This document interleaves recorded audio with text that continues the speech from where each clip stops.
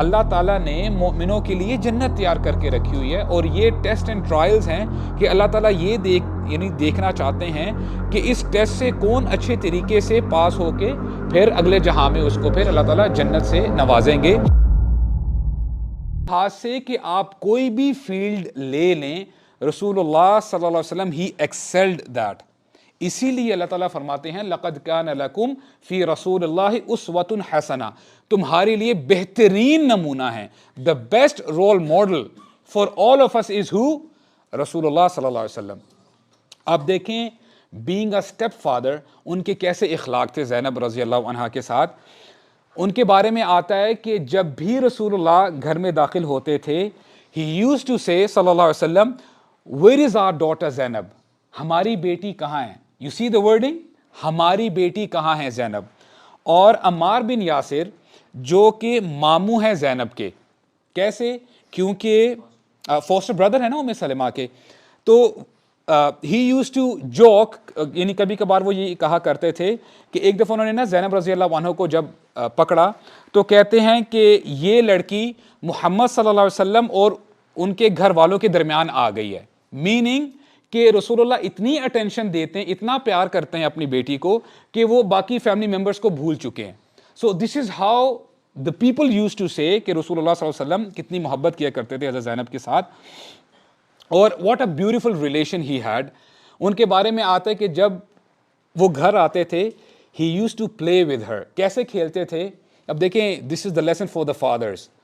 جب گھر آتے تھے ان کی جو گیم چلتی تھی they used to sprinkle water on each other، پانی کے ساتھ سپرنکل کیا کرتے تھے۔ اور کہنے والے کہتے ہیں کہ جب حضرت زینب بوڑھی ہو گئی، she went to یعنی بڑھاپے تک پہنچ گئی، تو ہوا کیا کہ ما نقص من وجہها شیء، she used to look even young at that age even، کہ تب بھی وہ جوان ہی دکھتی تھی، کیونکہ جو نبی کریم صلی اللہ علیہ وسلم جو پانی سپرنکل کیا کرتے تھے اس کی برکت کی وجہ سے۔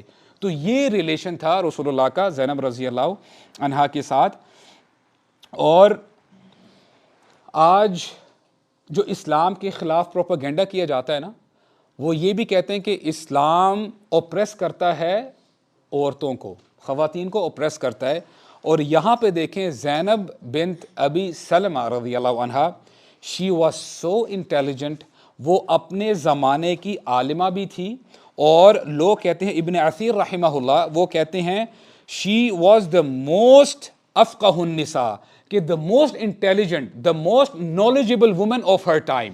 یہاں تک کہ ان کے جو اسٹوڈنٹس تھے، ان کے اسٹوڈنٹس میں سے میں کچھ کے نام لیتا ہوں، عروہ بن زبیر ہیں، اور یہ عروہ بن زبیر تابعی ہیں، یہ وہ تابعی ہیں زیادہ تر جو سیرت آج ہم پڑھتے ہیں نا نبی کریم صلی اللہ علیہ وسلم کی، وہ نریٹ ہوتی ہے عروہ بن زبیر کی طرف سے، اور یہ ان کی ٹیچر ہیں۔ اس کے ساتھ ساتھ جو یعنی بڑے مشہور تابعین ہیں زین العابدین، یہ ان کی بھی ٹیچر ہیں۔ اس کے ساتھ ساتھ علی ابن حسین رضی اللہ عنہ، ان کے جو بیٹے ہیں علی، یہ ان کی بھی جو ہے ٹیچر ہیں۔ اور ابو رافع رحمہ اللہ وہ کہتے ہیں کہ ایسا کیوں نہ ہو، کیونکہ ان کی اپ برنگنگ کی گئی تھی نبی کریم صلی اللہ علیہ وسلم کی طرف سے۔ He was the one who took care of زینب رضی اللہ عنہ، اور انہوں نے کی اور ام سلمہ نے کی۔ تو یہاں پہ ہمیں پتہ چلتا ہے کہ the more we know about our religion، انشاءاللہ الرحمن اتنا ہی ہم اچھے طریقے سے ہمیں یقین بھی ہوگا اور ہم اچھے طریقے سے لوگوں کو جواب بھی دے سکیں گے۔ Okay, now we'll come back to the virtues of ام سلمہ رضی اللہ عنہا۔ اچھا، ان کی ایک ڈسٹنکشن تھی، وہ یہ کہ جب رسول اللہ جب بھی امہات المؤمنین کو ملنے کے لیے جایا کرتے تھے، she was the first one، کہ نبی کریم صلی اللہ علیہ وسلم ان کے گھرانے سب سے پہلے جایا کرتے تھے، ان کے گھر، تو ان سے ملاقات کرنے کے لیے سب سے پہلے جایا کرتے تھے۔ اور عائشہ رضی اللہ عنہا، امام ذہبی کہتے ہیں عائشہ رضی اللہ عنہا کے بارے میں کہ in the whole world the most knowledgeable woman is عائشہ رضی اللہ عنہا۔ اور یہ ہماری جو اماں عائشہ ہیں، ان کی طرف سے تقریباً 2200 سم تھنگ اپروکسیمیٹلی روایات انہوں نے نریٹ کی ہیں۔ اینڈ ام سلمہ رضی اللہ عنہا she is considered as the second صحابیہ جنہوں نے سب سے زیادہ روایات کی ہیں۔ So she was very intelligent, اور وہ سوالات پوچھا کرتی تھی رسول اللہ سے صلی اللہ علیہ وسلم. انہوں نے ایک دفعہ پوچھ لیا کہ رسول اللہ صلی اللہ علیہ وسلم ایسا کیوں ہے کہ قرآن مجید زیادہ تر مردوں سے مخاطب ہوتا ہے؟ اور یہ عموماً جنرلی ہماری انڈرسٹینڈنگ کے لیے آپ دیکھیں گے کہ جب بھی خطیب خطبہ دیتا ہے تو جب وہ کہتا ہے نا کہ اے لوگو, تو اس میں صرف مرد شامل نہیں, یعنی صرف مردوں سے خطاب نہیں ہوتا, اس میں جو بھی بندہ سامنے ہے چاہے وہ مرد ہیں یا خواتین ہیں سب سے خطاب ہوتا ہے. آل رائٹ, تو بہرحال انہوں نے سوال کر لیا اور پھر کہتی ہیں کہ رسول اللہ نے مجھے جواب نہیں دیا, جواب تب دیا جب وہ ممبر پہ چڑھے. یعنی پھر وہ ممبر پہ چڑھے اور انہوں نے پھر آیات تلاوت کی. اللہ تعالیٰ نے آیات نازل کر دی اس حوالے سے, اور سورہ احزاب آیت نمبر 35 لمبی آیت ہے, میں انشاءاللہ پڑھ لیتا ہوں, انشاءاللہ it will benefit all of us, جہاں پہ اللہ تعالیٰ فرماتے ہیں ان المسلمین والمسلمات والمؤمنین والمؤمنات والقانتین والقانتات والصادقین والصادقات, اور لمبی آیت ہے. اور اللہ تعالیٰ آگے فرماتے ہیں اعد اللہ لہم مغفرۃ واجرا عظیما. یہاں پہ اللہ تعالیٰ جب مسلمان مردوں کی بات کرتے ہیں تو پھر کہتے ہیں مسلمان عورتیں, مسلمین والمسلمات والمؤمنین والمؤمنات, یعنی مسلمان مرد اور مسلمان عورتیں, مؤمن مرد اور مومن عورتیں, اور پھر آگے والصدیقین والصادقات, اور سچے مرد اور سچی عورتیں, اور آگے چلتی رہتی ہے بات. اللہ تعالیٰ فرماتے ہیں ان سب لوگوں کے لیے اللہ تعالیٰ نے مغفرت تیار کر کے رکھی ہے اور ان کے لیے اجر عظیم ہیں. تو یہاں پہ ہمیں یہ پتہ چلتا ہے, اب دیکھیں یہ ام سلمہ کا سوال تھا نا, تو ہمیں یہاں سے پتہ چلا کہ men and women are equal when it comes to reward. کوئی اوپر نہیں ہے, کوئی نیچے نہیں ہے. میری بات سمجھ میں آئی ہے؟ تو کوئی اوپر نیچے نہیں ہے, there is no difference. تو یہ ہمارے لیے الحمدللہ ایک لیسن ہے. اینڈ سیکنڈلی انہوں نے ایک دفعہ ایک اور سوال کیا, کہتی ہیں یا رسول اللہ تغزو الرجال ولا نغزو, کہ جو مومن مرد ہیں وہ تو جہاد کے لیے چلے جاتے ہیں اور ہم نہیں جا سکتی, ہم عورتیں. تو شی واز ورڈ کہ ایسا تو نہیں کہ مرد زیادہ ثواب لے جاتے ہیں ہم سے. رسول اللہ نے جواب یہ دیا کہ سبحان اللہ, what we have to understand as Muslims, کہ اللہ تعالیٰ نے مردوں کو اور عورتوں کو بایولوجیکلی ڈیفرنٹ پیدا کیا ہے. مردوں کی اپنی رسپانسبلٹیز ہیں اور عورتوں کی اپنی رسپانسبلٹیز ہیں. آل رائٹ, ہمارا ریوارڈ ایکول ہے, اس کا یہ مطلب نہیں ہے کہ ہماری ہر چیز اسٹرینتھ ایکول ہے یا سوچنے کا لیول ایکول ہے. What we have to understand that men are physically strong. اگر کوئی عورت اٹھ کے یہ کہہ دے کہ نہیں برابری ہونی چاہیے, ہمیں بھی جو ہے ان کے ساتھ آپ یہ ہے کہ دوڑ لگوائیں, what would happen, because there is no comparison, right. تو یہاں پہ ایک اور حدیث میں انشاءاللہ آپ کے سامنے رکھتا ہوں. ابو بکر رضی اللہ عنہ جو کہ کنسیڈر کیے جاتے ہیں کہ تمام انبیاء کے بعد ابو بکر رضی اللہ عنہ ان کا سٹیٹس سب سے اوپر ہے رضی اللہ عنہ, اور ان کو کہا گیا تھا, رسول اللہ نے فرمایا صلی اللہ علیہ وسلم کہ اے ابو بکر, جب کہا گیا نا کہ جو بندہ نماز پڑھتا ہے اس کو باب الصلاۃ سے بلایا جائے گا, اور جو روزے رکھتا ہے اس کو باب الریان سے بلایا جائے گا, تو there are 8 gates of paradise. تو ابو بکر نے پوچھ لیا رضی اللہ عنہ کہ هل يدعى منها كلها احد, کہ اے اللہ کے رسول کہ کوئی ایسا شخص بھی ہوگا جس کو ہر دروازہ پکارے.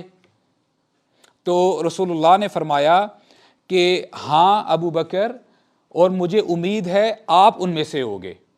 That every door on the day of قیامہ, امیجن کریں کہ ہر بندہ کتنا مشکل وقت ہوگا, اور یہاں پہ دس از دا سینیریو کہ ابو بکر کو ہر جنت کا دروازہ پکار رہا ہوگا, Abu Bakr come over here, enter from this side, you know what a privilege.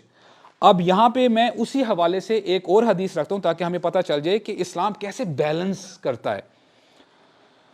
خواتین کے لیے ہمارا اسلام بتاتا ہے, رسول اللہ نے فرمایا صلی اللہ علیہ وسلم اذا صلت المرأة خمسها وصامت شهرها وحصنت فرجها واطاعت زوجها قیل لها ادخلی الجنہ من ای ابواب الجنہ.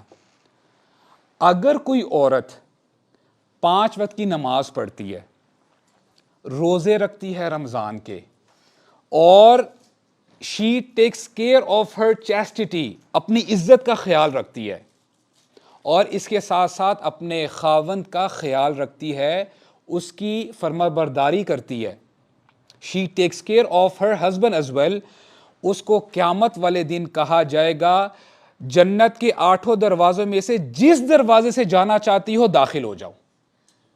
سبحان اللہ, only 4 things. اس طرح اسلام بیلنس کرتا ہے, سبحان اللہ, جس کے اندر جتنی کیپیسٹی ہے اس کے حساب سے اسلام جو ہے ڈیمانڈ کرتا ہے. تو اللہ تعالیٰ ہمیں سمجھنے کی توفیق عطا فرمائے. اور پھر اسی حدیث میں جہاں پہ وہ کہتی ہیں نا کہ مرد تو چلے جاتے ہیں جہاد پہ اور ہم گھر میں بیٹھی رہتی ہیں, اور پھر کہتی ہیں وَلَنَا نِصْفُ الْمِيرَاثِ, اے اللہ کے رسول ہمارے لیے آدھی میراث کیوں ہیں, کہ the man he gets the full portion and we get the half, ایسا کیوں ہے. اب یہ بھی الحمدللہ آپ اس بات کو بھی انشاءاللہ سمجھ لیں, وہ یہ کہ let's say there is a brother and a sister, اگر بندے کو لیٹس سے 10 لاکھ روپیز اس کو میراث مل گئی ہے, اور اس کی جو بہن ہے اس کو ہاف ملے گی which is 5 lakhs approximately 500,000. اب ہوگا کیا, اب یہ جو بھائی ہے نا, یہ پیسے صرف اس کے اکیلے کے نہیں ہیں, he has to take care of his wife, اپنے بچوں کا بھی خیال رکھے گا, اپنی مدر کا بھی خیال رکھے گا, اپنے دوسرے بہن بھائیوں کا بھی خیال رکھے گا. اس کے ساتھ ساتھ اگر جس بہن کو 5 lakhs ملے ہیں, اگر اس کو بھی کبھی کوئی حاجت ہو جاتی ہے, اس کو پیسوں کی ضرورت پڑ جاتی ہے, he is bound to help her with the same money. اب یہ ایک سینیریو ہے. اب یہاں پہ جو 5 lakhs ملے ہیں اس بہن کے, وہ especially he is that money is for her only. وہ جیسے چاہے گزارا کر سکتی ہے, جیسے چاہے وہ خرچ کر سکتی ہے. Now you tell me who's the winner here. اس کو ملا ہے نا, اس عورت کو ملا ہے. تو یہ انشاءاللہ ہم نے سمجھنا ہے. اور یہ بھی جو اسلام کے اگینسٹ بات کرتے ہیں نا, یہ بھی پروپیگنڈا کرتے ہیں. دیکھو آپ لوگ تو بڑے ایکول رائٹس کی بات کرتے ہو, تو یہاں پہ کیا ہو رہا ہے. تو this is how we have to understand انشاءاللہ.